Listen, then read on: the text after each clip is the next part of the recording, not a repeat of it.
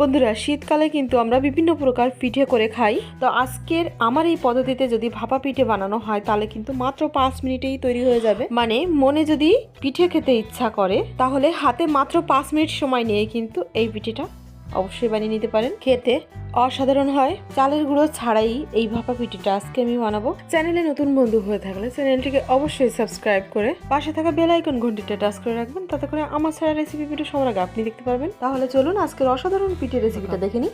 উপকরণগুলি মাপ করার জন্য বাটি কিংবা কাপ ব্যবহার করতে হবে। যেরকম আমি এখানে 1 বাটি সুজি নিলাম। এবারে গ্যাস অন করে উনুনের পরে একটা কড়াই দিলাম আর দিয়ে দিলাম হাফ চামচের মতো ঘি। এই ঘিটা যদি আপনি না ব্যবহার করতে চান তাহলে এর বদলে সামান্য একটু সাদা তেল ব্যবহার করতে পারেন। এই মুহূর্তে গ্যাসের ফ্লেম একদমই লোতে রাখতে হবে। ঘিটা গরম হলেই ওই যে 1 বাটি সুজি নিয়েছিলাম, সুজিটা ঘিয়ের মধ্যে ঢেলে দিলাম। নাড়াতে চাড়াতে মাত্র 1 মিনিটের মতো রান্না করে নিতে হবে। এরপরে আমি একই বাটি মাপ করে 1 বাটি জল দিয়ে দেব। জলটা দেওয়ার পরে কিন্তু গ্যাসের ফ্লেম আমি অফ করে দেব। সুজিটা ভাজা আছে আর কড়াইটা গরম আছে। এই গরমেই কিন্তু জলটা শুকিয়ে সুজিটা একটা ডোয়ের মতন হয়ে যাবে। এইখানে কিন্তু অবশ্যই স্বাদ মতো লবণ দিয়ে দিতে হবে। তারপরে আরও 1 মিনিট ধরে এইভাবে নেড়ে চেড়ে আমি একটা প্লেটে এই ডোটা নামিয়ে নেব।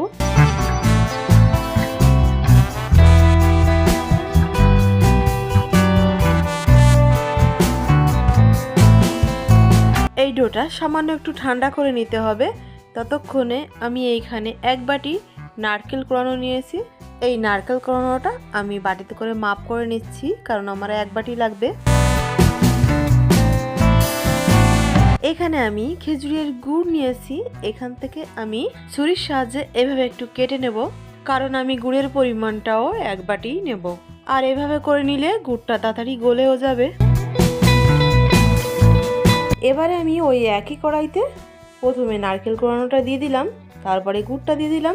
এবার এই নারকেল কোড়ানো আর গুড়টা নাড়াতে চাড়াতে 2 মিনিটের মতো রান্না করে নিতে হবে। মানে এই নারকেলের যে জলটাই যে আছে এটা মরে গেলেই আমি এই পুরটা কড়াই থেকে নামিয়ে নেব। ঠিক এরকম পর্যায়ে এসে গেলে গ্যাসের ফ্লেম অফ করে দিতে হবে। তারপরে ঠান্ডা করে নেওয়ার জন্য একটা প্লেটে নামিয়ে নিতে হবে। ব্যস্ততার কারণে কড়াইটা আমি আর ধুলাম না। এর মধ্যে 1.5 গ্লাস জল দিয়ে দিলাম। আমি এই জলের মধ্যে রেখে দিচ্ছি এইরকম একটা স্ট্যান্ড। এবারে গ্যাসের ফ্লেম অন করে দিলাম। আর এদিকে সুজিটাও ঠান্ডা হয়ে গেছে। আমি এই সুজিটা আরও একবার একটু মেখে নেব। তারপরে এরকম লম্বা রোল করে আমি 2 ভাগে ভাগ করে নিলাম। এরপরে উপর থেকে একটু ময়দা কিংবা আটা ছড়িয়ে হালকা একটু বেলে নিতে হবে। আমার ডোটা কিন্তু বেলা একটু পাতলা হয়ে গেছে। এর থেকে একটু মোটা রাখলে পিঠেটা দেখতে সুন্দর হবে। কিন্তু আমি পুনরায় এই কাজটা আর করলাম না, ব্যস্ততার কারণে আমি এইভাবেই করে দিচ্ছি। আগে থেকে যে নারকেল আর গুড়ের যে পুরটা বানিয়ে রেখেছিলাম ওটা আমি চামচের সাহায্যে এরকমভাবে সব জায়গা দিয়ে দেব।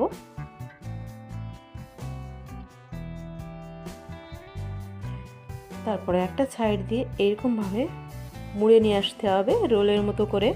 একই রকমভাবে বাকি যে ডোটা আছে ওটাও এইভাবে রোল বানিয়ে নিতে হবে।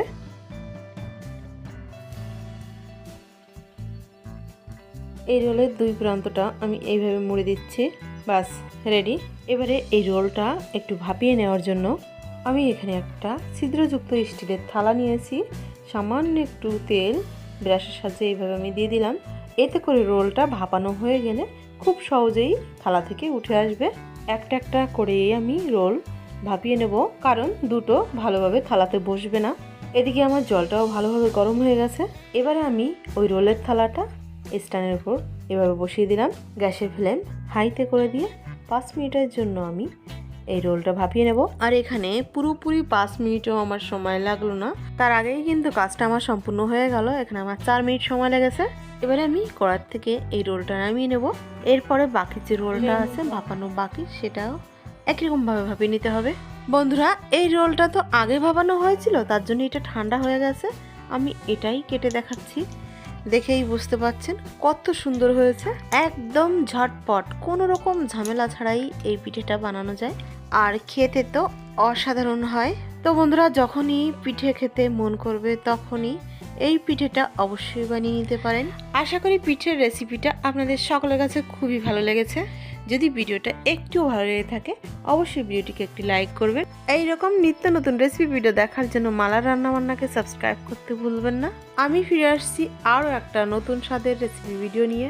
ততক্ষণে সবাই খুব ভালো থাকবেন, সুস্থ থাকবেন, মালার রান্নাবান্নার সাথে সদা সর্বদা জুড়ে থাকবেন।